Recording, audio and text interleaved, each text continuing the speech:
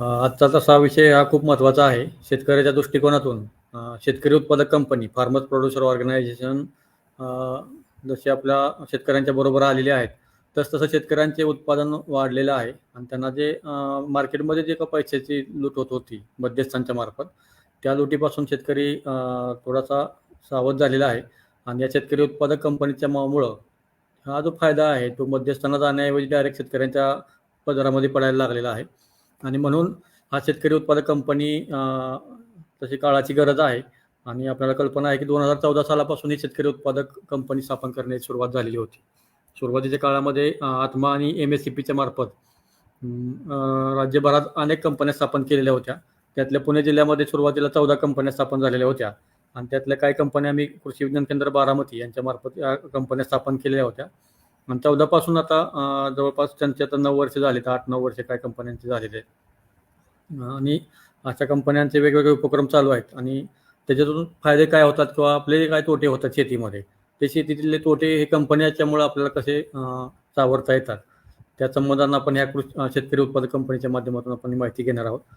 परंतु ही माहिती घेत असताना आपण सुरुवातीला ही का करायची आणि ह्याच्यातून नक्की काय कशाची ह्याची काय गरजच आहे का, या संबंधानं आपण माहिती घेणार आहोत. कारण आता नवीन सुद्धा एक केंद्र सरकारचं धोरण आलेलं आहे की 10,000 शेतकरी उत्पादक कंपन्या स्थापन करायच्या. त्या माध्यमातून सुद्धा आपण काही कंपन्या केलेल्या आहेत. परंतु मी तुम्हाला विनंती करतो की आपण एक पहिलं प्रेझेंटेशन आपण एक ओपन करावं.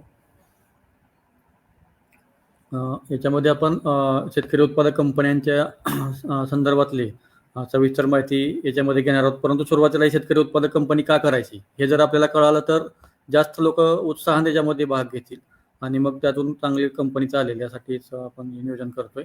Next slide.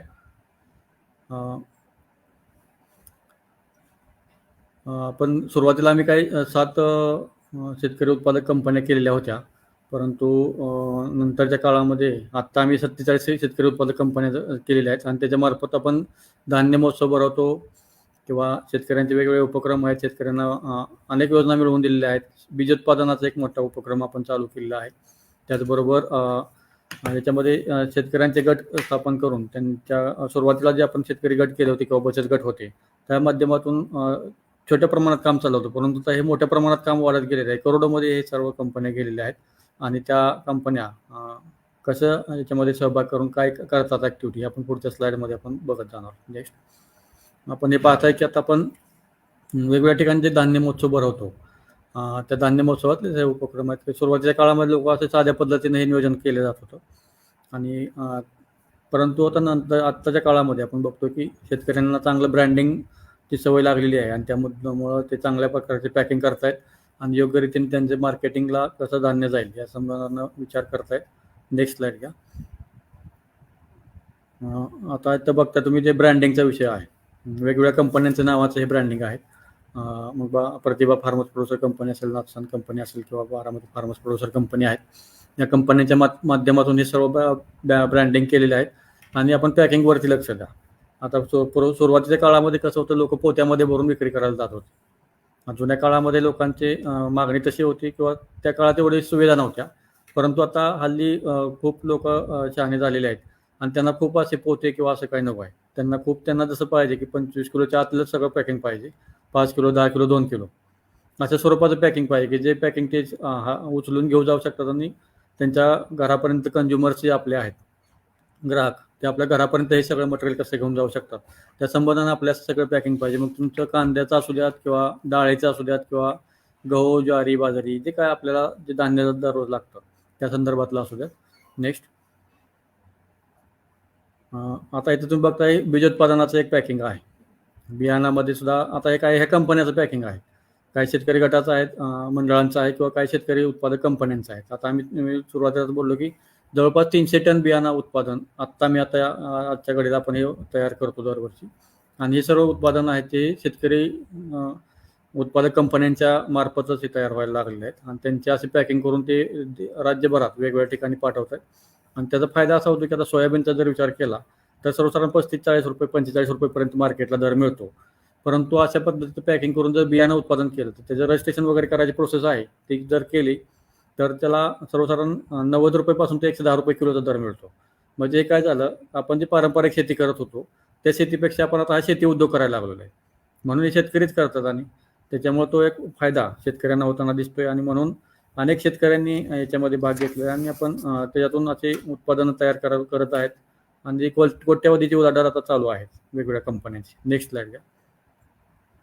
याच्यामध्ये बीज प्रक्रिया केंद्र जे आहेत हे केंद्र या कंपन्यांना अनुदान तत्वावरती मिळू लागलेले आहेत आणि अशा आमच्या 4 कंपन्यांचे असे बीज प्रक्रिया केंद्र आहेत की ज्याच्यामधून ते शेतकरी उत्पादक कंपन्या त्यांच्या परिसरात गावातले किंवा 2-4 गावामध्ये मिळून असे 100-150 एकराचा प्रोग्राम राबवतात बीज उत्पादनाचा आणि हे प्रोग्राम राबवून त्यांना चांगले पैसे मिळतात. मग ते तर मेजॉरिटीमध्ये सोयाबीन आहे, गहू आहे, ज्वारी आहे, तूर आहे, हरभरा आहे, अशासारखी पिकांचे बीज उत्पादन तयार करून त्या परिसरात विक्री करतात आणि शिवाय इतर जिल्ह्यामध्ये मराठवाड्यापर्यंत विदर्भापर्यंत हे बियाणं आता जायला लागलेलं आहेत आणि मग हे शेतकरी आता उद्योजक बनायला लागलेत आणि त्यांना शेतीपासून जे तोटे होत होते ते आता खूप मोठ्या प्रमाणात कमी होताना दिसत आहेत. नेक्स्ट घ्या.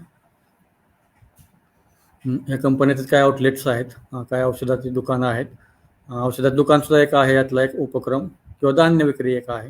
या पण गोष्टी आपण याच्यातून शेतकरी उत्पादक कंपनीच्या माध्यमातून करताना दिसत आहेत. नेक्स्ट घ्या. याच्यामध्ये प्रक्रिया उद्योग वगैरे असे काय करायचे असेल तर आपण त्या उद्योग करण्यासाठी अगोदर सुरुवातीला ट्रेनिंग देणं गरजेचं आहे. मग त्या कंपन्यांना किंवा गटांना आपण ट्रेनिंग देतो आणि ह्या ट्रेनिंगच्या माध्यमातून सर्व तुम्ही बघताय कशा पद्धतीने एकदम व्यवस्थितरित्या कुठेही त्यात घाण होणार नाही किंवा शास्त्रीय दृष्टिकोनातून कसं एखादी प्रक्रिया उद्योग करावा त्या संबंधानं आपण ते ट्रेनिंग घेतो. मग ते महिलांच्या बऱ्याचदा काय होतं, महिलांचे मसाल्याचे पदार्थ असतात किंवा पुरुषांचे काय फळ प्रक्रिया वगैरे असे असतात. मग त्यावेळेस आपण किती काळजी घेतली पाहिजे, किती स्वच्छता ठेवली पाहिजे, कशा पद्धतीनं आपण वेगवेगळ्या मशीन्स आहेत त्याचा वापर कसा केला पाहिजे या संदर्भातला आपण हे ट्रेनिंगच्या माध्यमातून लोकांना माहिती देतो आणि त्यामध्ये नंतर मग त्याचं ब्रँडिंगचा पुढचा विषय आहे, मार्केटिंगचा विषय, ह्या सर्व गोष्टीपर्यंत त्यांना आपण गायडन्स करून त्यांना जास्त पैसे कसे मिळतील या संबंधाने आपण मार्गदर्शन केलेलं आहे आणि ते आपण वेळोवेळी आणखीन इथून पुढे सुद्धा आपण करत राहणार आहोत. नेक्स्ट स्लाइड घ्या. याच्यामध्ये आता एक आता हे धान्याचं वगैरे झालं, परंतु एक दुग्ध व्यवसाय एक मोठ्या प्रमाणात आपल्या राज्यामध्ये आहे आणि हे दुग्ध व्यवसायामध्ये सुद्धा आपण दूध विकणं, आपण खुलं दूध विकणं, डायरेक्ट घरोघरी जाऊन किंवा दुधाचं पॅकिंग करून विकणं आणि दुधावरती प्रक्रिया करून विकणं, अशा वेगवेगळ्या प्रकारे आपण जर विचार केला तर आपल्याला जास्त पैसा आहे तो प्रक्रिया करून जे आपण आईस्क्रीम केलं, चोकोबार केला किंवा तूप केलं तर त्याच्यामध्ये आपल्याला जास्त पैसे आहेत आणि ते फक्त हे करताना मग कशा पद्धतीने केलं पाहिजे त्याचे प्रशिक्षण देऊन आपण लोकांना मार्गदर्शन करत असतो आणि मग त्यानुसार ब्रँडिंग करण्यासाठी काय केलं पाहिजे या संदर्भातले गायडन्स करून लोकांना आपण या कंपन्यांना सुद्धा आपण आता या संबंधात काही कंपन्या यामध्ये उतरायला लागल्या आहेत त्यांना सुद्धा आपण आता याचं गायडन्स देतोय आणि या माध्यमातून लोकांना 4 पैसे जास्त मिळताना दिसत आहे. Next slide. आता काय होतं, आपल्या देशी पद्धतीनं जर आपल्याला काय दुग्ध व्यवसाय करायचा असेल तर फक्त आपण गोट्यामध्ये दूध काढून जे आता मी तुम्हाला म्हणलं की मार्केटला नेऊन विकायचं, परंतु मार्केटला किंवा सहकारी जे काय दूध उत्पादक संघ असतात त्यांचे कोणतरी आपले कलेक्शन करणारे सेंटर असतात त्या ठिकाणी देतो आपण. परंतु त्याच्यामध्ये सुद्धा आपण याच्यामध्ये जर आपण बघितलं तर वैयक्तिक गावातले जे एखादी कंपनी अशी पुढे येऊन त्याच्यामध्ये त्यांनी प्रक्रिया करून त्यांच्या स्वतःचे ब्रँडने जे आपण आता उत्पादन बघितले, आईस्क्रीम, चोकोबार असेल किंवा तूप असेल किंवा दही तूप आहे, दुधाचं सुद्धा पॅकिंग, या सर्व गोष्टी आपण त्या ठिकाणी दिल्या तर आता सहकारी संघाचा दुधाचा दर जो आहे तो 28 ते 35 रुपयाच्या दरम्यान असतो असा आजचा दर. परंतु हे जर आपण त्याच्यात त्यापासून चोकोबार केला तर तो दर आपला सर्वसाधारण 100 रुपयाच्या आसपास जातो, 90-100 रुपयाच्या आसपास त्याचा विचार केला तर म्हणूनसाठी आपण ह्या सर्व गोष्टीकडे प्राधान्य देत आहोत आणि त्याला लोकांना याच्या संदर्भाने गायडन्स करतोय. नेक्स्ट घ्या. औषध खत कंपन्या आहेत, दुकान औषध आणि खतांचे दुकान, त्या सुद्धा आपल्या याच्यातला चांगला उपक्रम आहे. नेक्स्ट घ्या. याच्यामध्ये एक कंपनी आहे की आता एखादी कंपनी असेल तर त्यांनी वेगवेगळ्या विभागाशी कसा संपर्क ठेवला पाहिजे. कृषी विज्ञान केंद्र आहे, वेगवेगळे कृषी विभागाचे वेगवेगळे डिपार्टमेंट्स आहेत, आत्मा असेल किंवा MSCP असेल किंवा बँका आहेत किंवा कोऑपरेटिव्हचे इतर काही गोष्टी आहेत, उत्पादन कंपनी आहेत प्रायव्हेटमध्ये सुद्धा किंवा गव्हर्नमेंटचे अधिकारी, मग याच्यामध्ये गव्हर्नमेंट, सहकार आणि प्रायव्हेट कंपन्या, या सर्वांशी बरोबर जर चांगला संपर्क साधला तर ह्या कंपन्या चांगले या कंपन्या चांगल्या फायद्यात जातात आणि त्यांना त्यांच्या स्कीम्स मिळतात किंवा त्यातून त्यांना एक दिशा मिळत जाते. त्या संबंधाने त्यांनी असं नियोजन करणं गरजेचं आहे. नेक्स्ट घ्या. एका कंपनीचं आहे आपले जळगाव एक कंपनी आहे, त्यांनी असे वेगवेगळे उपक्रम केलेले आहेत आणि सभासद वगैरे वाढवून त्यांच्या कोट्यवधीचं टर्नओव्हर आहे या स्क्रीनमध्ये आपण बघतोय की त्यांनी कसं उपक्रम केले. आणि त्यांना तूर खरेदी करायचं केंद्र आहे किंवा आता त्यांनी कांद्यामध्ये सुद्धा बीजोत्पादनाचा उपक्रमचा हाती घेतलेला आहे. आणि त्यातून ते वेगवेगळ्या ठिकाणी कांद्याचं बियाणं देतात. वेगवेगळ्या जिल्ह्यापर्यंत हे बियाणं जायला लागलेलं आहे आणि त्यातून मग चांगली ती कंपनी पुढं यायला लागलेली आहे. Next slide.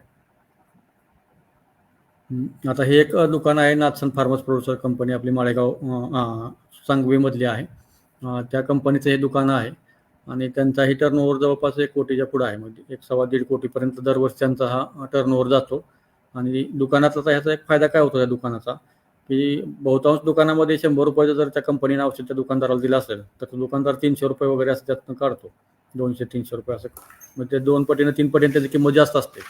म्हणूनसाठी आपण स्वतःच कंपन्या, आपण जे काही शेतकरी उत्पादक कंपन्या आहेत त्यांनी जर दुकान चालू केलं तर ते 100 रुपयाचं औषध 110 रुपयाला देतात.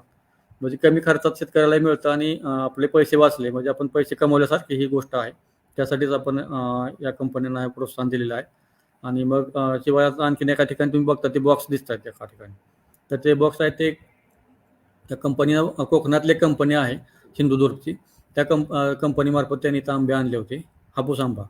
आणि इथून त्यांनी गहू वगैरे तिकडे कोकणात दिलेला होता. तर असं एकमेकाच्या कंपन्यांनी एकमेकांना सहकार्य करून ह्या सर्व गोष्टी केलेल्या आहेत आणि त्याचाही फायदा लोकांना होताना दिसतोय. आणि मग त्यातून कंपनीचा एकूण इन्कम वाढताना दिसलेला आहे. नेक्स्ट. हे आपण मगाशी सुद्धा पाहिलं होतं की आपल्या त्यांचं जे काय पॅकिंग आहे ते पॅकिंग अशा पद्धतीचं पाहिजे, आपला ब्रँड चांगला झाला पाहिजे. आणि स्वतःचं बियाणं असेल किंवा स्वतःच धान्य चांगले पॅकिंग करून जर आपल्या चांगल्या ब्रँडने विक्री केली तर आपल्या कंपनी खूप पुढे जातो. जसं आपण बघतो की आपल्या देशामध्ये रिलायन्सचा एक ब्रँड आहे किंवा आपण आणखीन बघतो की अमूलचा एक ब्रँड आहे, परंतु आपण अमूलच घेतो ना. कुठं जरी आपण गेलो तर आपल्याला वाटतं रे अमूलचंच आपण घेऊ. तसं ब्रँड काय आहे की त्यांनी क्वालिटी ठेवलेली आहे, त्यांचं पॅकिंग चांगलं आहे आणि हायजेनिक आहे. लोकांना काय पूर्ण विश्वास आहे की ह्याचा आपण त्याचा सेवनासाठी आपण जर ते काय खाल्लं तर आपल्या शरीराला काही त्याचा विपरीत परिणाम होणार नाही, असे आपल्याला त्यातून 100% गॅरंटी असते. म्हणून तशा पद्धतीनं आपण हे सगळं करत असतो. नेक्स्ट घ्या. हे कंपनी जे काय करावागाची त्या ठिकाणचे हे त्यांचे प्रोसेसिंग सेंटर, डाळ मिल आहे तिथं आणि त्या सगळ्या गोष्टी बीजोत्पादन वगैरे करतात त्या संबंधातले हे आपण या ठिकाणी पाहिलेले. नेक्स्ट घ्या. हे नाथसनचं आपण आता पाहिलेलं होतं त्यांचं. नेक्स्ट. आता हे रेपर व्हॅन आहे त्यांनी एका प्रोजेक्टमधूनच त्यांना ती कंपनी असल्यामुळे ते मिळून गेली. आणि मग फार्म फ्रेशच्या इथून काय कोल्ड चेन निर्माण करण्यासाठी बारामतीतून काय एअरपोर्टपर्यंत किंवा कोल्ड स्टोरेजपर्यंत जर आपल्याला त्यांना न्यायचं असेल तर त्यासाठीचं हे आहे. नेक्स्ट घ्या. कंपनीचं उद्घाटन संबंधातले एक उपक्रम आहेत हे. नेक्स्ट घ्या. काय फळे भाजीपाला वेगवेगळे काय कंपन्या करत होत्या.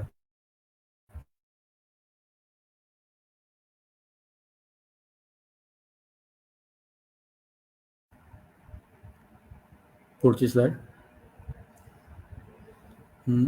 या ठिकाणी आता मोर्पा आहे, Maharashtra organic residue free farmers association, एक मोर्पा ही कंपनी स्थापन झालेली आहे आणि त्या कंपनीमार्फत पुण्यामध्ये वगरपट्टा सिटी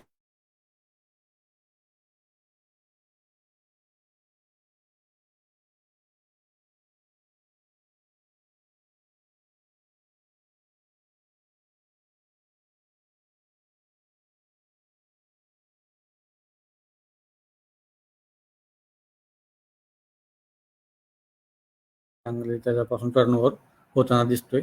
नेक्स्ट घ्या. धान्य महोत्सव. आता या धान्य महोत्सवामध्ये सुद्धा कंपन्या स्वतः त्यांचं ब्रँड जे काय प्रोडक्ट आहेत ते त्या ठिकाणी घेऊन येतात आणि विक्री करतात. 2019 पासून या कंपन्या जास्त प्रमाणात त्यामध्ये यायला लागल्या आहेत आणि 22-23 आता यावर्षी सुद्धा कंपनी त्याच्यामध्ये आलेल्या आहेत. नेक्स्ट घ्या. आता कंपन्यांच्या मार्फतच धान्य महोत्सवामध्ये जे काही विक्रीसाठी ठेवलेलं होतं धान्य ते आहे. त्यांनी सॅम्पल साईडला ठेवलं होतं, पॅकिंग मागच्या साईडला ठेवलेलं ते सगळं संदर्भातलं हे नियोजन. नेक्स्ट घ्या. आता ही कंपनी आहे, खोरची कंपनी आहे आपली, पवित्रक फार्मर प्रोड्युसर कंपनी. तर ते कंपनीसुद्धा असंच तिथले आहेत शेतकरी, जे अंजीर उत्पादक शेतकरी आहेत. खोरमध्ये जास्त मोठ्या प्रमाणात अंजीर आहे, जवळपास 400 एकरापेक्षा जास्त अंजीर आहे. तो अंजीर जे मध्यस्थ आहेत ते दलाल येऊन गावामध्ये सर्वसाधारण 20 ते 30 रुपये किलोनं तो अंजीर घेऊन जायचे आणि लोकांनाही बरं वाटायचं, बांधावरती येऊन घेऊन जातात. आपल्या आणि पैसे बांधावच मिळतात असं त्यांना वाटायचं, बरं झालं मग. परंतु त्यातलेच काही तरुण शिकलेले ज्यावेळेस पुणे मुंबईसारख्या मॉलमध्ये गेले आणि त्या मॉलमध्ये मात्र तिथे 54 रुपये ला पावशेर किंवा असे 50 रुपयाच्या पुढे सगळं पावशेरचे दर, आणि ते किलोला मात्र ह्यांना मात्र 20 रुपये आणि 25 रुपये किलोच मिळायचे. तर हे होताना मग त्यांना खूप असं वाईट वाटलं, कारण आपण काहीतरी चूक करतोय, आपलं काहीतरी वेगळं केलं पाहिजे. मग त्यांनी एक कंपनी स्थापन करून यातून हे काही प्रोडक्ट तयार केले आणि मग तुम्ही बघताय की पावशेरचा दर 54 रुपये वगैरे असे दर आहेत, अर्धा किलोचा 89 रुपये अशा दराने ते विकायला लागले. आणि मग जे 20 रुपयांना जात होते 30 रुपयेपर्यंत जात होते, ते आता त्यांना एकदम 54 रुपये पावशेर असे दर मिळत आहेत ना पुढं, आणि तो फायदा त्यातून झालेला आहे ना. मग ते पैसे चांगले कमवताना दिसत आहेत आणि अशा पद्धतीनं करणं गरजेचं आहे. आणि 1 नंबरचा अंजीर हा तसं पॅकिंग करून जातोय पनेटमध्ये, आणि जो 2 नंबरचा आहे त्याच्यासुद्धा त्याच दराने पैसे मिळतात. ते कसे, तर त्याच्यापासून ते जाम आणि जेली करत आहेत. तर त्याचा सुद्धा फायदा त्यांना चांगला झालेला या ठिकाणी दिसतोय. नेक्स्ट घ्या.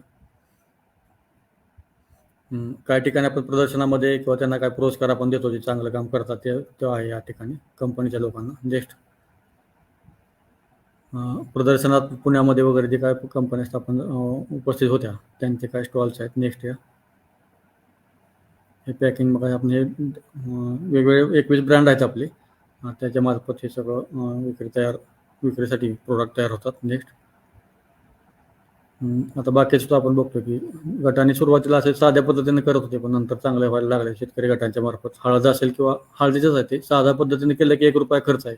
थोडं चांगलं करायचं म्हटलं ब्रँड, तर सर्वसाधारण 4 ते 4.5 रुपये 5 रुपयेपर्यंत खर्च येतो. तसं ते या ठिकाणी केलेलं आहे. नेक्स्ट, ते सुरुवातीला साध्या पद्धतीने विक्री चालू होती त्या पद्धतीचं. नेक्स्ट घ्या. त्याची पब्लिसिटी आहे किंवा शेतकरी एकत्र आल्यामुळे काय होऊ शकतं, बांधावरती खतं आहे त्या संबंधाने किंवा वेगवेगळ्या ठिकाणी सहलीला जाऊ शकतात, किंवा कंपन्यांच्या मार्फत एकदम गावात जर 50-60 सोलर प्लांट बसवायचे, तर प्रत्येक याच्या मागं सर्वसाधारण 7 ते 8 हजार रुपये एका मागं कंपनी कमी करते. कारण एकदम 70-80 जर प्लांट बसत असतील तर कंपनीला पण ते सोपं आहे. 1-2 महिन्यात तर त्यांना एवढा मोठा जर टर्नओव्हर मिळत असेल तर ते तसे पैसे गावात खूप मोठ्या प्रमाणात वाचलेले आम्हाला दिसत आहेत. नेक्स्ट घ्या. बांधावरती खत योजना वगैरे. नेक्स्ट, पेपरला प्रसिद्धी वेगवेगळ्या ठिकाणी कसं आपण काय करतो त्याची आपण प्रसिद्धी पण करणे गरजेचं आहे. नेक्स्ट घ्या. आणि कंपन्यांचे जे आहे आपण भाजीपाला उत्पादनापासून ते एक्सपोर्टपर्यंत वेगवेगळ्या मार्गदर्शन या कंपन्यांना आपल्या केंद्रामार्फत करतो. नेक्स्ट, त्या संबंधातलेच वेगवेगळ्या कंपनी युरोपला वगैरे आपण ते इथून पाठवलेले आहेत, किंवा अमेरिकेत वगैरे इथून प्रोडक्ट्स आपले जातात, त्यासाठी गायडन्स आपण करतो. रेसिड्यू फ्री मात्र प्रोडक्शनला गरजेचं आहे, भाजीपाला असेल किंवा फळे यांचं सगळं नियोजन आहे. नेक्स्ट, पुढची स्लाईड घ्या. हे कसं पॅकिंग आहे बघा. आपल्याला जर एक्सपोर्ट करायचं असेल तर त्याचं पॅकिंग एकदम चांगलं उत्कृष्ट पॅकिंग करून वेगवेगळ्या ठिकाणी आपण ते पाठवलं जातो. आणि रेसिड्यू फ्री आपण याला म्हणतो FPOच्या शेतकऱ्यांमार्फत. कारण FPO कशासाठी आम्ही म्हणतो की एकटा शेतकऱ्याचं काय एक्सपोर्ट होण्याचं तसं शक्य नाही, कारण आपल्याला जेवढे ऑर्डर आहे ती कंटेनरचे असेल किंवा काय त्या स्वरूपाचं तेवढं प्रोडक्शन एकटा करू शकत नाही. त्यासाठी आपण या कंपन्यातले लोकांना जे काय वेगवेगळ्या त्या परिसरात आहेत 25-30 लोक एकत्र करून त्यांना पण त्यांच्या थ्रू आपण ह्या सगळ्या गोष्टी करण्यासाठी गायडन्स करत असतो. नेक्स्ट, तर KVKच्या मार्फत जे काही वेगवेगळे आहेत त्याच्यामध्ये जे काही उपक्रम घेतलेले आपण त्याच्यामध्ये आपण शेतकरी कंपनी, आता हे आपण CBBO म्हणून आहोत, आणि त्या संबंधात आपण पुढच्या एका प्रेझेंटेशनमध्ये त्याची माहिती घेणार. नेक्स्ट घ्या. आता आपण दुसरे जे स्लाइड आहे मॅडम ते ओपन. याच्यामध्ये आता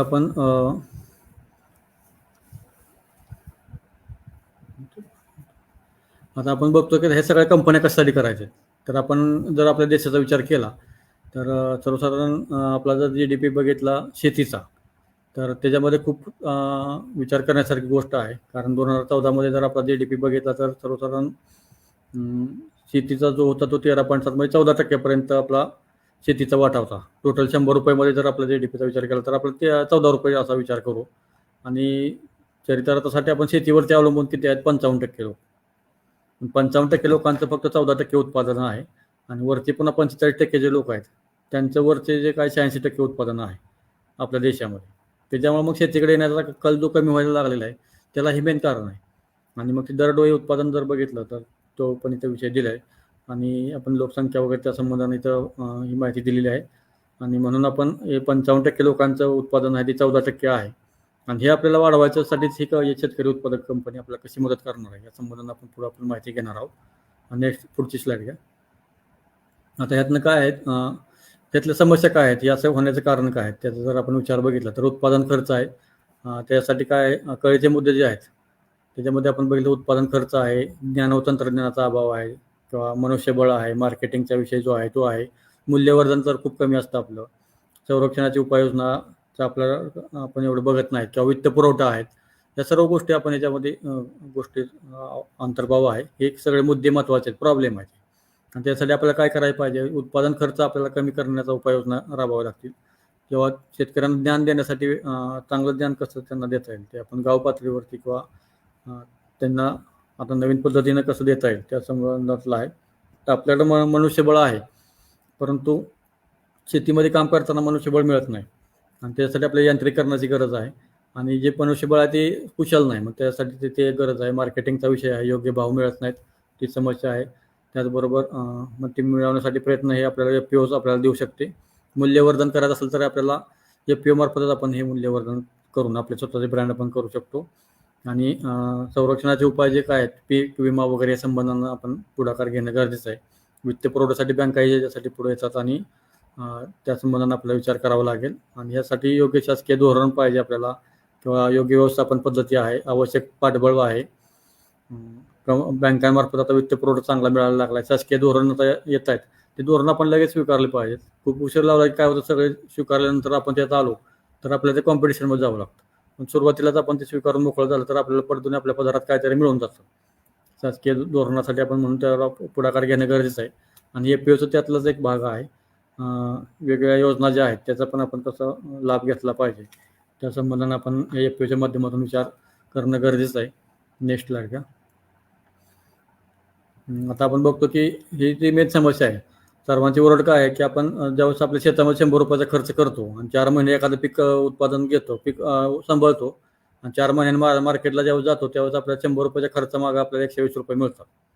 परंतु तिथला जो मध्यस्थ आहे व्यापारी तो तुमच्याकडून 120ला घेतो आणि 1, 2, 3 दिवस 4 दिवस ठेवतो आणि तो 240ला विकून टाकतो. म्हणजे 4-8 दिवसात तो डबल पैसे कमवतो, मात्र आपण 4-4 महिने सांभाळून आपल्याला 100 रुपयाचे 120 रुपयेच होतात.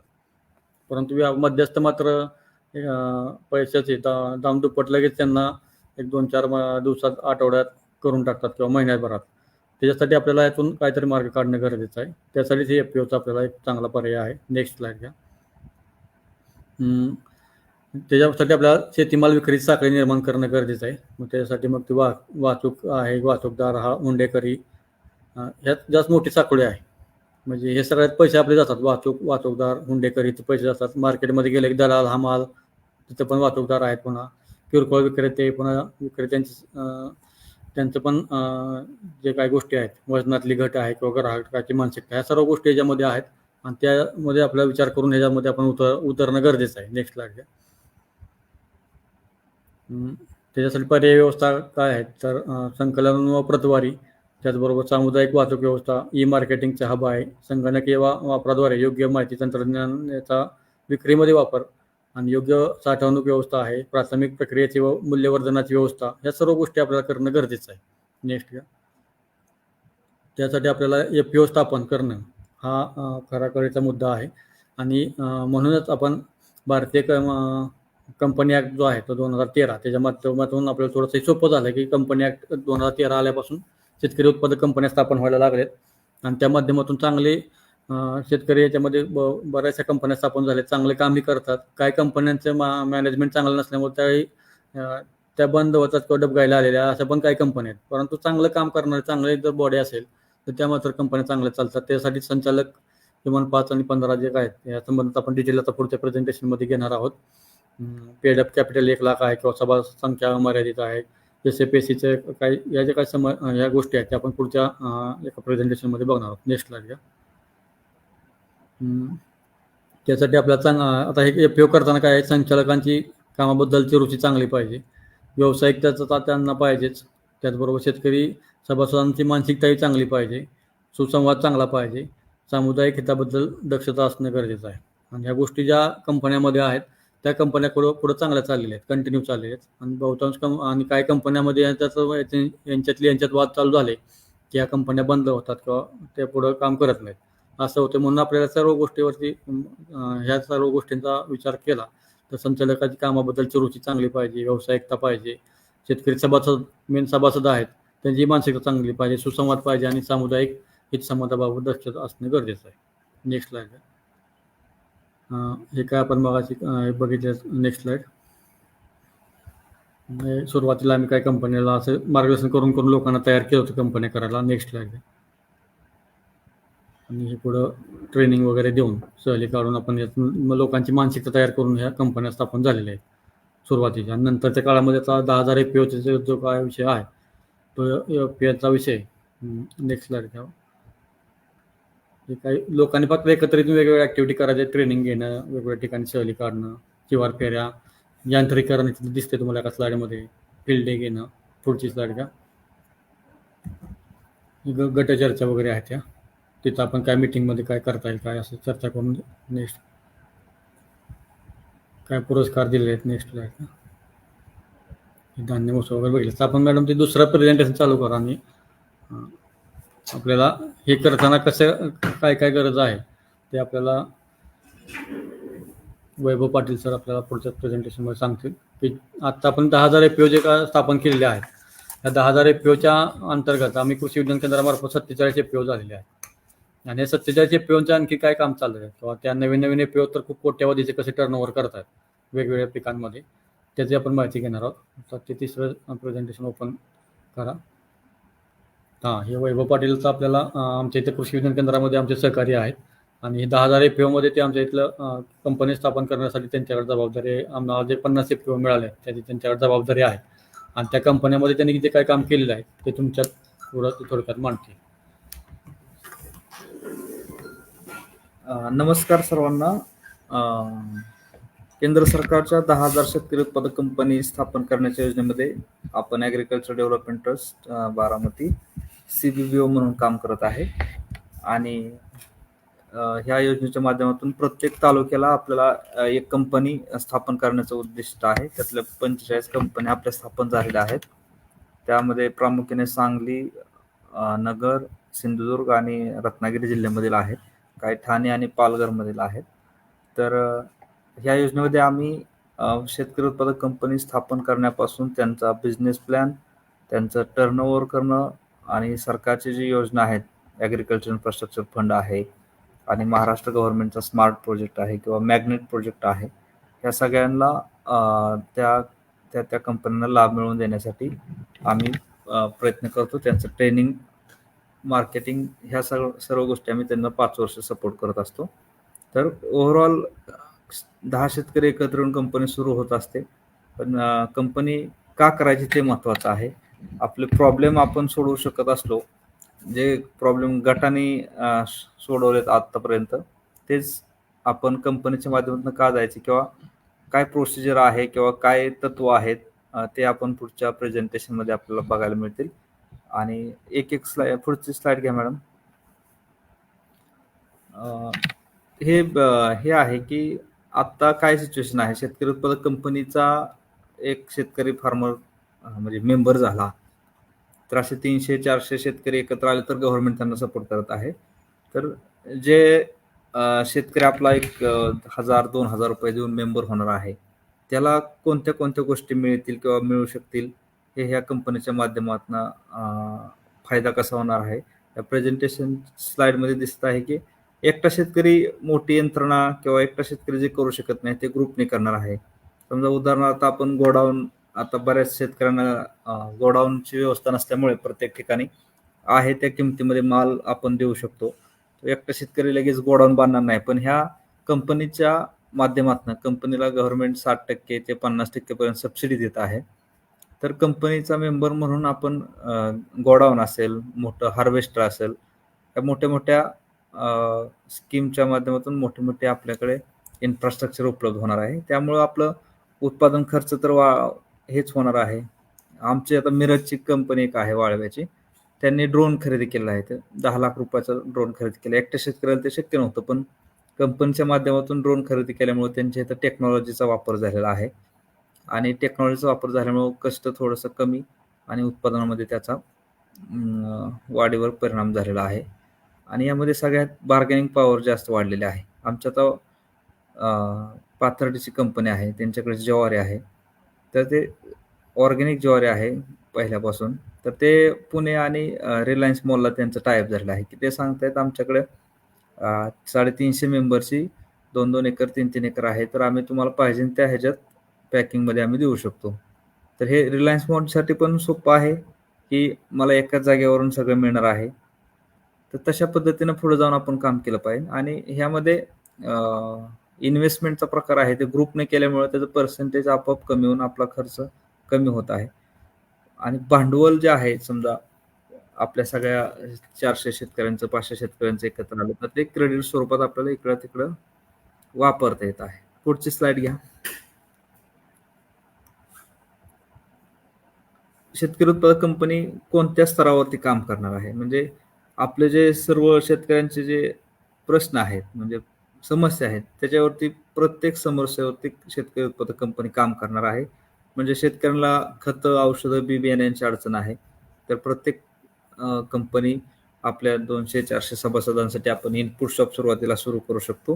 जेणेकरून आपला खतं, औषधं, बी बियाण्यांचा खर्च डायरेक्ट कंपनीकडून घेतल्यामुळं जो इतर कृषी सेवा केंद्र किंवा इतर माध्यमातून आपला जात होता, तिथं त्याला 5%, 10% सूट मिळू शकते आणि खात्रीशीर औषधं जे लिंकेज आहे त्याच्यावरती आपण आळा घालू शकतो. तरच जे खतं औषध झालं, की जे आपलं कस्टम हायरिंग सेंटर आहे किंवा अवजार बँक आहे, हे सर्व प्रकारच्या अवजार शेतकरी उत्पादक कंपनी आपल्या सभासदांसाठी अरेंजमेंट करू शकते. पुढची गोष्ट आहे नवीन टेक्नॉलॉजी, की बाबा ड्रोन आलेला आहे नवीन. आता शुगर केन हार्वेस्टर आहे. एक कंपनी आमची शुगर केन हार्वेस्टर घेते. ते ₹1,00,00,000 इन्व्हेस्टमेंट आहे. ते एकटा शेतकरी किंवा करू शकत नाही. ते कंपनीने केलं आहे. सरकार त्याला करत आहे. तर ह्या गोष्टीला पण आपल्याला त्यामध्ये उपयोग होत आहे. दुसरं आहे इथं काय केलेलं आहे, की इकॉलॉजिकल फार्मिंग आहे. आमची रत्नागिरीची कंपनी आहे. ते महाराष्ट्रातील पहिलं सेंद्रिय शेतीचं गाव आहे. ते अख्खं गाव पूर्ण ऑर्गॅनिक आहे. तर पण ते तांदळाच्या व्हरायटी त्यांनी शोधून काढलेल्या आहेत. ते ग्रुप जवळजवळ 200 महिला त्यामध्ये त्या काळा तांदूळ आणि गहूचं ते करत आहेत. सीड प्रोडक्शन युनिट आणि सप्लाय सोयाबीनचं सीड प्रोडक्शन युनिट कृषी विज्ञान केंद्राच्या माध्यमातून तुम्ही पाठीमागच्या ह्याच्या गोडसे सरांच्या याच्यामध्ये बघितलं, की सीड प्रोडक्शन सुद्धा आपण करून चांगल्या पद्धतीनं सोयाबीनला रेट मिळत आहे आणि ह्या सगळ्यामध्ये एकत्र आलं तर चांगलं काम होतंय. पुढची स्लाईड घ्या. ह्या शेतकरी उत्पादक कंपनीमध्ये मेन फीचर काय आहे, की ह्यामध्ये आपण सर्व स्तरातील शेतकऱ्यांना मेंबरशिप आपण करून घेतो. त्यामुळे त्या आणि प्रत्येक सभासदाला ती कंपनी आपली वाटते. आपल्या भागात आपल्या सर्व एकसारखे शेतकरी त्याचे सभासद होतात. म्हणजे ऊस उत्पादक असतील तर ऊस उत्पादक सर्व शेतकऱ्यांना खत औषधासाठी लाभ होऊ शकतो. हार्वेस्टर असेल तर हार्वेस्टरसाठी लाभ होऊ शकतो आणि मेंबर वगैरे हे सगळं मेंबर आपणच ठरवत असतो. डायरेक्टर आपणच ठरवत असतो आणि ते आपल्यासमोर सगळं काम होत असते. आपल्या ज्या पहिल्या सुरुवातीच्या अडचणी ज्या आहेत त्या आपण सोडवू शकतो एकत्र येऊन. तर त्यामध्ये सर्व एकसारखे शेतकरी असल्यामुळं कोऑपरेटिव्ह सोसायटी सारखं जे काम आहे ते फक्त लोन देण्यासाठी आपण वापर करतो. तसं ह्या कंपनी म्हणून आपण सगळ्या ह्याच्यावरती काम करू शकतो आणि ह्यात गव्हर्नन्स आहे. आपल्याला मेंबरला मतांचा अधिकार आहे. 10% पेक्षा जास्त शेअर्स यामध्ये कुणाकडे नसतात. त्यामुळं ह्या कंपन्यांचं काम आता पारदर्शक आणि कंपनी ॲक्टनुसार सुरू होत आहे. पुढची स्लाईड घ्या. त्यामध्ये जे बचत गट आहेत, समजा म्हणजे आता आमची पाथर्डीच्या कंपनी डाळिंब उत्पादकांचा एक गट आहे, ज्वारीचा एक गट आहे, त्यांच्या संत्रा उत्पादकांचा गट आहे. तर तसे गट जोडल्यामुळं आपोआप त्यांचं मेंबर संख्या पण वाढली आणि त्या गटांना काम दिल्यामुळं त्यांच्या महिलांनी आता ज्वारीपासून पापड बनवणं, पोहे बनवणं हे सुरू केलेलं आहे. आणि त्या कंपनीच्या मेंबरला इक्विटी आणि डिव्हिडंड जो आहे तो गव्हर्नमेंटच्या स्वरूपात 15 लाख रुपयाची इक्विटी ग्रँट त्यांना मिळालेली आहे. तर ते त्यांचे ॲडिशनल शेअर्स झालेले आहेत. म्हणजे त्यांनी अगोदर 200 शेअर असतील तर गव्हर्नमेंटने त्यांना आणखीन 200 शेअर्स दिलेले आहेत. आणि त्यांची वार्षिक सर्वसाधारण सभा होत असते. त्या सभेमध्ये सगळे ठराव किंवा निर्णय घेतले जातात. त्यामध्ये सर्व मेंबरला त्यामध्ये मत मांडायचा वगैरे अधिकार असतो. तर कंपनीचं कामकाज करताना सर्व शेतकऱ्यांना, सभासदांना विचारात घेतलं जातं. जे सहकारामध्ये जे ड्रॉबॅक्स होते ते ह्या कंपनी कायद्याच्या अंतर्गत त्याला ज्या पळवाटा होत्या त्या पॅक केलेल्या आहेत. पुढची स्लाइड घ्या. हे सहकाराच्या जे पळवाटा बंद केलेला ते आता सांगितलं त्या तत्वानुसारच आता इथं आपल्या कंपनीचं मेंबरशिप सर्व शेतकरी घेऊ शकतात किंवा त्यांना सोडून जायचं आहे ते सोडून जाऊ शकतात. आपण जे कंट्रोल म्हणतोय आता जसं म्हणलं तसं की ते वार्षिक सर्वसाधारण सभेमध्ये ठरलं जातं कामकाज, डायरेक्टर अपॉइंट करणं, हे करणं आणि मेंबरशिप, इकॉनॉमी, हे सगळ्या गोष्टी त्या सर्व शेतकऱ्यांना ती कंपनी आपली स्वतःची वाटते. आपलं जर गोडाऊन इन्फ्रास्ट्रक्चर उपलब्ध झालं तर त्या माध्यमातून ट्रेनिंग म्हणा किंवा ज्या आपल्या आवश्यक गोष्टी आहेत त्या कंपनी पूर्ण करू शकते आपल्या सर्वांची. पुढची स्लाइड घ्या. ह्यामध्ये बेसिक जे आहे शेतकरी उत्पादक कंपनीचं की त्यामध्ये आपल्यासारखे छोटे शेतकरी 10% पेक्षा जास्त शेअर कोणी घेऊ शकत नाही. त्यामुळे सर्वांना समान संधी असते. आणि गव्हर्नन्स जो आहे कंपनी ॲक्टनुसार आपल्याला डिव्हिडंड जो वाटायचा आहे तो शेअरच्या अगेन्स्ट वाटलं जातं.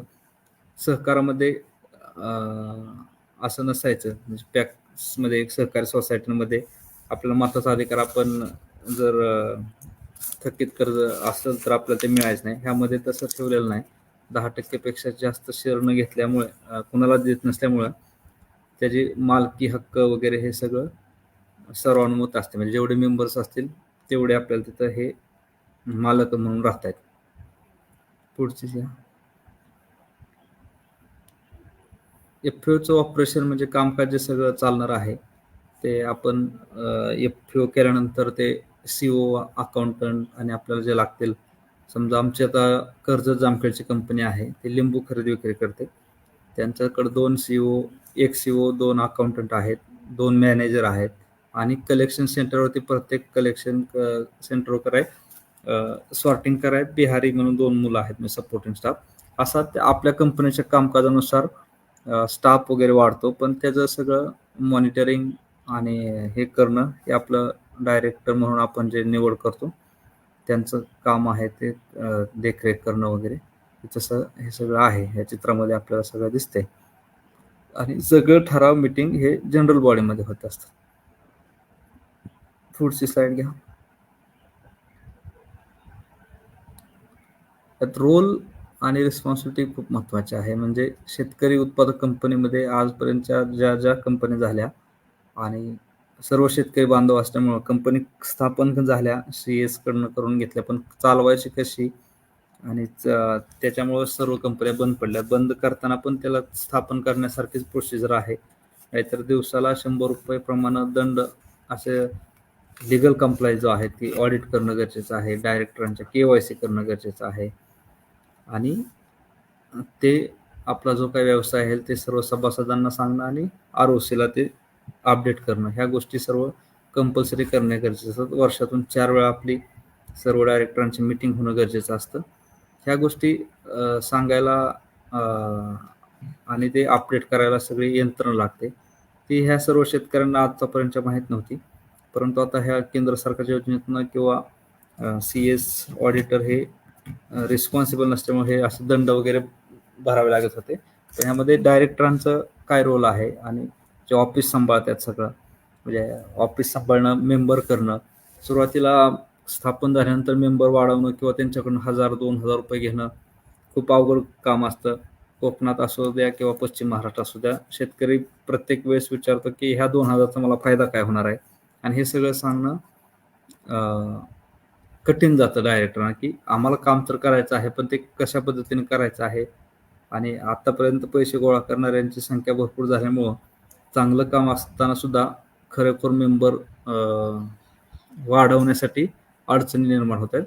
परंतु आपण आपल्या परिसरातलं पोटेन्शियल ओळखून आपल्या भागातले आपल्याला 400 मेंबर करणं, 500 मेंबर करणं सोपं आहे. कारण का आपण डेअरीवाले 50 लोक, गोटरीवाले 50 लोक असं फोकस करून जर आपण केलं आणि त्यांच्या समस्यावरती काम केलं, डेअरीवाल्यांचं आता डेअरीकडनं ते सपोज कॅटल फीड घेतात, तर आपण कॅटल फीड त्यांना कंपनीच्या दरामध्ये दिलं आणून, तर ते 2-2 हजार रुपये त्यांच्याच भांडवलावरती आपण देणार. ते ह्यांचे 6 महिन्यात, वर्षभरात ते 2,000 रुपये वसूल होतात. किंवा खतं औषधं जे आहेत ते सरकार कृषी विभाग जो देतोय ते वाटप आपण आपल्या शेतकऱ्याचे उत्पादक कंपनीच्या माध्यमातून केलं तरी ते 2,000 रुपये त्यांचे वसूल होतील, अशी आपण काळजी घेणं गरजेचं आहे. आणि चांगले डायरेक्टर म्हणजे चांगला आपल्या ह्याच्यातला सक्सेसफुल फार्मर आहे किंवा इनोव्हेटिव्ह फार्मर आहे, अशी लोक आपल्या डायरेक्टर बोर्डमध्ये असणं गरजेचं आहे. त्यांच्याकडे बघून बाकीचे लोक एकत्र होतील, अशी लोक आपण घेणं गरजेचं आहे. आणि हे फायनान्शियल सगळ्या गोष्टी ज्या आहेत त्या आहे प्रत्येक मीटिंगमध्ये किंवा प्रत्येक सभासदापर्यंत कशा पोहोचतील हे आपण ठेवणं गरजेचं आहे. पुढची स्लाइड घ्या म्हणून. जो आपण मॅनेजर किंवा सीओ ठेवतो आहे त्यांचे रोल्स बऱ्यापैकी आपल्या जो अपॉइंट करणारे स्टाफ त्यांचं ट्रेनिंग वेळेवरती व्हायला पाहिजे किंवा त्या तशा ठिकाणी त्यांना पाठवलं पाहिजे. बर्ड लखनौ जे नाबार्डची ऑर्गनायझेशन आहे तिथं ऑनलाईन स्वरूपात किंवा तिथं ट्रेनिंगचं शेड्यूल असतं वर्षभरात, त्यामध्ये आपण त्यांना पाठवू शकतो. किंवा कृषी विभाग पण त्यांना वेळोवेळी ट्रेनिंगचं व्यवस्था करून देत असते. पण आपलं डायरेक्टर म्हणून किंवा आपण सीओ म्हणून त्या जबाबदारी पार पाडणं गरजेचं आहे की त्यांना ट्रेनिंग, कारण हे पण सर्व नवीन मुलं असतात, ते सगळेच कॅपेबल आहेत किंवा कंपनी चालवणं सगळ्यांच्या आवाक्याच्या बाहेरचं असते. त्यांना ट्रेनिंग वगैरे दिलं तर ते आपलं रोल्स म्हणजे आपलं जे उद्दिष्ट आहे ते पूर्ण करण्यास मदत करते. पुढे घ्या. Good governance practice. चांगली कंपनी म्हणून आपण काय बघतोय किंवा चांगल्या कंपनीचं काय आहे की आपण जे उद्दिष्ट ठेवलेलं आपल्या परिसरातील शेतकऱ्यांचा विकास करणं किंवा आहे त्या समस्यावरती तोडगा काढणं, तर ते त्याला एक काहीतरी मिशन ठरवणं आणि त्या मिशनचा पाठलाग करणं आपलं काम आहे. गव्हर्नमेंटचा सपोर्ट त्यासाठी घेणं गरजेचं आहे. बारामती परिसरामध्ये आता आमचं बारामती ॲग्रोस्टार म्हणून कंपनी आहे, ते तेलबियावरती काम करते आहे. 2 वर्ष झालं त्यांचं. त्यांनी 3 कोटीचा प्रोजेक्ट केलेला आहे, तो पुढच्या वर्षी सुरू होईल. पण तोपर्यंत त्यांनी त्याला जे लागणारं रॉ मटेरियल आहे तर ते सूर्यफुलाची लागवड वाढवलेली आहे, सोयाबीनची लागवड वाढवलेली आहे. तशा स्वरूपात आपलं काम ठरवलं पाहिजे की आपल्याला समजा आंब्यावर काम करायचं तर मग त्या व्हरायटी कुठल्या आहेत, त्या अवेलेबिलिटी आहे का, तसे शेतकरी निवडणं आणि ह्या सगळ्यात सातत्य राहिलं पाहिजे. म्हणजे लिंबाच्या कंपनीमध्ये आम्ही खरेदी विक्री करताना ज्यावेळेस भाव कमी जास्त होतात त्यावेळेस पण शेतकऱ्यांनी आपल्याकडेच घातला पाहिजे माल, किंवा आपल्याला तशी व्यवस्था करता आली पाहिजे की आपण त्यांना परत माल देऊया. कमी रेट आलं तर त्यांचा राहिलेला माल सुद्धा घ्यायची व्यवस्था. ह्या सगळ्या गोष्टी आपण केल्या तर आपण बाजारामध्ये तग धरू शकतो. आणि ह्या सगळ्यांची ट्रान्सपरन्सी रेग्युलर आपण सभासदांना हिशोब देणं, ह्या सगळ्या गोष्टी व्हायला पाहिजे. पुढे घ्या. ओव्हरऑल एफपीओचं जे आहे म्हणजे आरसा जो म्हणू आपण कशा ठरणार आहे, तर त्यांच्या जो ॲक्टिव्हिटी आहेत बिझनेसमध्ये त्यांचा टर्नओव्हर किती आहे आणि त्या टर्नओव्हरच्या अगेन्स्ट प्रॉफिट किती आहे आणि आपल्या कंपनीचा किती लोकांना फायदा होतो हे महत्त्वाचं आहे. म्हणजे आपले 200 शेतकरी आहेत आणि त्यातल्या 50 लोकांनाच फायदा झाला तर ते काय उपयोगाचं नाही आहे. कोणत्या ना कोणत्या रूपाने मी आज खतं औषधं दिली आहेत तर खतं औषधं सगळ्या लोकांना मिळाली पाहिजे स्वस्त दरात. त्या आपण गोडाऊनची व्यवस्था आहे त्यातल्या 30% लोकांनी गोडाऊनचा वापर केला पाहिजे, 20% लोकांनी कोल्ड स्टोरेजचा, जे आपल्या परिसरात जे आहेत असं सर्वांगीण म्हणजे लाभार्थी जास्त होतील तर ते बिझनेस ट्रान्झॅक्शन होईल आणि आपल्याला ते फायदा होत असते. पार्टिसिपेशन महत्त्वाचंच आहे, कारण उद्या आपण खत औषधाचं दुकान सुरू केलं आणि आपली 50%च लोकांनी जर आपल्याकडूनच घेऊन गेले, 50% लोकांनी बाहेरच्या दुकानातून घेऊन गेलं तर ते उपयोगाचं ठरणार नाही. कंप्लायन्स जो असते ते मीटिंग 2 महिन्याला एक होणं गरजेचं आहे, त्याचा अजेंडा एजेम होणं गरजेचं आहे. जे ठराव आहेत, लायसन प्रक्रिया जी आहे, खत औषधांचं लायसन, विक्रीचं लायसन, तसंच खरेदीचं लायसन, फूड लायसन जे आहेत, डायरेक्ट मार्केटिंग लायसन्स एक आहे. ह्या गोष्टी आपण टाइम टू टाइम त्या वेळेस केल्या पाहिजे. आणि त्यांचं आता समजा जीएसटी लायसन आहे, त्याचा कंप्लायन्स असते, तो जीएसटी भरणं किंवा ते ITR फाईल करणं, ह्या सगळ्या गोष्टी आपण CS माध्यमातून करणं गरजेचं आहे. पुढे घ्या.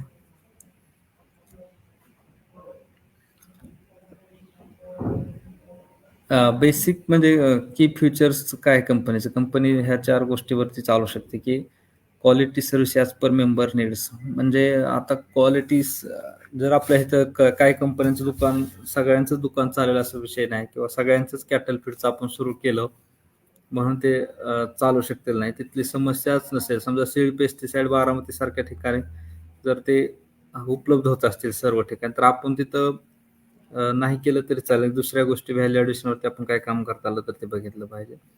आणि सर्वांचं ते ॲक्सेसिबल असले पाहिजे आणि इफेक्टिव्ह असले पाहिजे.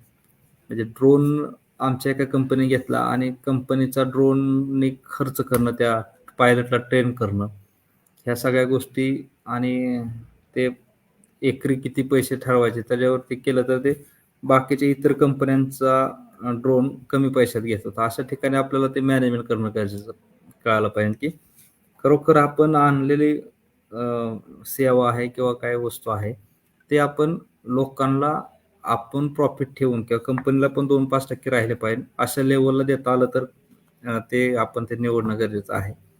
नाहीतर मग ते कंपनी म्हणून आपल्याला आपण अयशस्वी ठरवू शकतो त्या प्रोजेक्टवर किंवा त्या कामावरती. कारण ते सगळ्यांसाठी आपल्याला देणं गरजेचं आहे आणि ते मॅनेजमेंट जमलं पाहिजे. ड्रोनच्या संदर्भामध्ये असं झालं, की पाऊस पडायच्या अगोदर सगळ्यांना लागते किंवा पाऊस पडला की लागते, पण त्यावेळेस ते ऑपरेटर तेवढी यंत्रणा आपल्याला लावणं गरजेचं आहे. कारण आपले मेंबर 200च्या वरती आहे आणि मग ते कसं मॅनेजमेंट करायचं ते आपल्याला जमलं पाहिजे. पुढे घ्या. जे काही कंप्लायन्स तुम्हाला सांगितलं, की ते मीटिंग आहेत आपल्या बोर्ड मीटिंग, त्या वर्षातून 4 व्हायला पाहिजे कायद्यानुसार, कंपनी कायद्यानुसार. परंतु आपण महिन्याला घेतली किंवा ॲक्टिव्हिटी वाईज घेतली, गरज पडेल तसं, तरी पण ते चालू शकतं.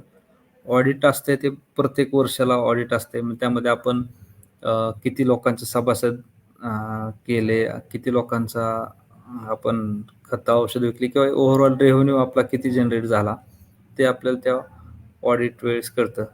किंवा आपण भांडवल गोळा करून मोठा बिझनेस करायला बँकेकडे लोनसाठी अप्रोच होतो, त्यावेळेस आपण 1 वर्ष अगोदर सुद्धा ऑडिट करून घेऊ शकतो.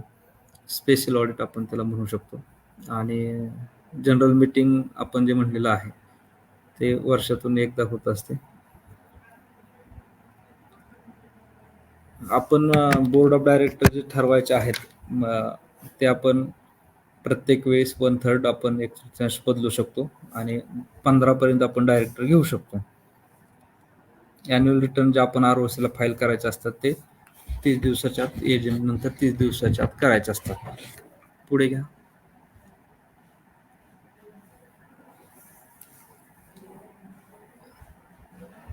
ऑडिटर अपॉइंट आपण ते करतो.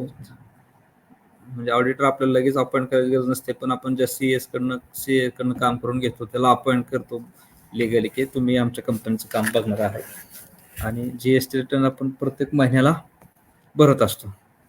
एक्स्ट्रा ऑर्डिनरी जनरल मीटिंग आपलं महत्त्वाचं जर खरोखर मोठं काम असेल तर आपल्याला वेळ पडली तर आपण ते अगोदर पण वर्षाच्या म्हणा किंवा गरज पडली तर आपण एक जनरल मीटिंग आपण घेऊन त्यात आपण काय ठराव किंवा ते हे करू शकतो.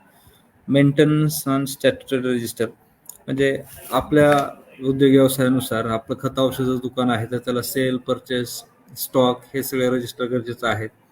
तसेच आता नवीन सॉफ्टवेअर देखील आलेत, तर आपल्याला त्या सॉफ्टवेअरमधून सुद्धा ह्या रजिस्टरमध्ये प्रत्येक रजिस्टरमध्ये लिहायची काही गरज पडत नाही. आपण एका क्लिकवरती आपण वेगवेगळा रिपोर्ट आपण डाउनलोड करून ठेवू शकतो. पुढचं घ्या. ओव्हरऑल फ्यूला बिझनेस करण्यासाठी किंवा सस्टेन होण्यासाठी काय लायसन लागतात ते सीडचं आहे, फर्टिलायझरचं आहे, आणि आता प्रोक्युरमेंटचं म्हणजे आपण डायरेक्ट मार्क लायसन आहे DML किंवा आपल्या APMC मधनं काढू शकतो, ते एक आहे. आणि क्वालिटीसाठी ॲग मार्क आहे. पुढे गेल्यानंतर जर आपण फूड प्रोसेसमध्ये असेल तर ते एपीसीआयचं लायसन असते. Poultry industry, factory, micro small MSMEचं जे आहे लायसन, पोल्युशन कंट्रोल बोर्डाचं असते. उद्योग बारका छोटं युनिट प्रोसेसिंग असेल तर त्या सगळ्या गोष्टी आपण घेणं गरजेचं आहे. आणि टॅक्स ऑन गुड सर्व्हिस आपण ऑलरेडी काढत असतो. सर्वांना तर ते कंपल्सरीच केले, कारण बिझनेस रिलेटेड ॲक्टिव्हिटी 20 लाखाच्या वरती गेलं तरी पण ते जे गव्हर्नमेंटचे ONDC आणि GM पोर्टल आहे त्यावरती अपलोड करण्यासाठी GST लायसन गरजेचंच आहे. पुढचं घ्या. ते संपत.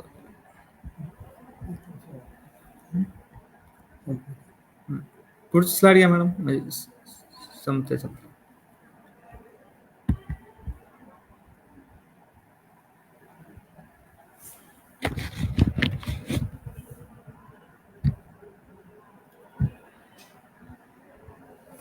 अशा प्रकारे आपण शेतकरी उत्पादक कंपनी स्थापनेपासून आपण ओव्हरऑल बिझनेस करण्यापर्यंत ह्या गोष्टीला आपल्याला ह्या सोपस्कर पार पाडाव्या लागतात. आणि शेतकरी सभासदाने जेवढे पार्टिसिपेशन किंवा इन्व्हॉल्वमेंट दाखवल तेवढं कंपनीची वाढ होण्यात मदत होते आणि फायदा होऊन जातो. आता काही प्रश्न असतील तर आपल्याला घ्यायचं ना.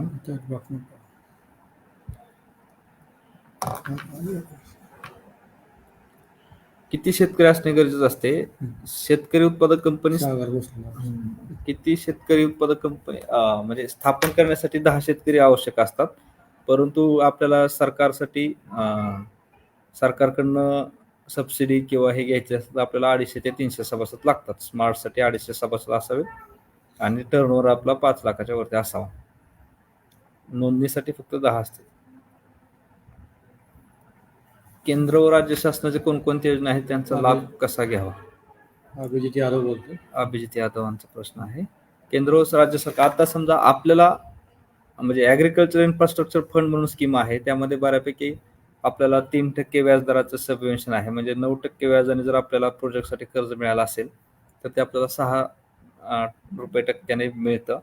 आणि आपल्याला काय लाभ घ्यायचा आहे ते महत्त्वाचं आहे. म्हणजे प्रोसेसिंगमध्ये जायचं आहे का गोडाऊन घ्यायचं आहे, तर त्या स्कीम आपण वेबसाईटवरती पण आहेत, त्या मिनिस्ट्रीच्या किंवा आपलं कृषी विभाग पण हे करत असते. आणि तुम्ही आम्हाला कधी पण हे करा, आमचं प्रोजेक्ट असं आहे, तर आम्ही तुम्हाला सांगू की तुम्ही AIF मध्ये न जाता तुम्ही PMFE मध्ये जावा, PMFE मध्ये जायचं झालं तर स्मार्टमध्ये जावा. अशा पद्धतीने आम्ही तुम्हाला जास्तीत जास्त फायदा कसा होईल ह्यासाठी आम्ही मार्गदर्शन करू शकतो.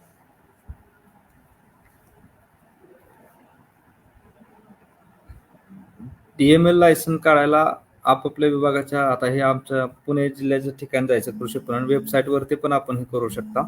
Direct marketing licence online application आहे, परंतु त्यासाठी आपल्याला खरेदी करण्यासाठी जे यंत्रणा लागते, वजन काटा आहे, तिथं माल ठेवायची जागा आहे, गोडाऊन आहे, ह्या सगळ्या गोष्टी ज्या आहेत त्या आवश्यक आहेत. ऑनलाईन फॉर्म भरल्यानंतर ते सबमिट करायला पुण्याला जायचं आणि ते एकदा व्हेरिफिकेशनसाठी येतात, त्यावेळेस ते मिळतं. हे 2 महिन्याच्या प्रोसेसमध्ये आहे. त्याला पण आम्ही मार्गदर्शन करू शकतो. आमच्या 3 कंपन्यांना मिळालेलं आहे.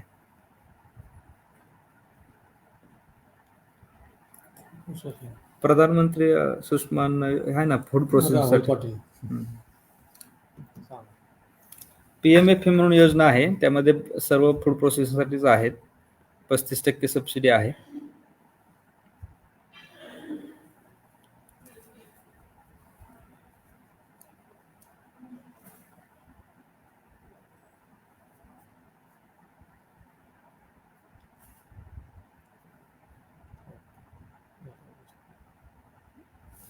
मला वाटतं झालेत प्रश्न सर्वांचे.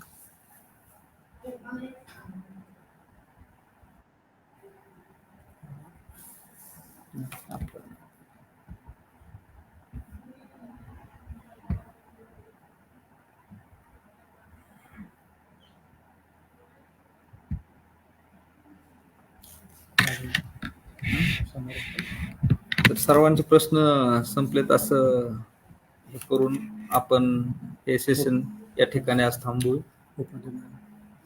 मॅडम पुढील उपाध्ये मॅडम तुम्ही पुढील आता हे करा.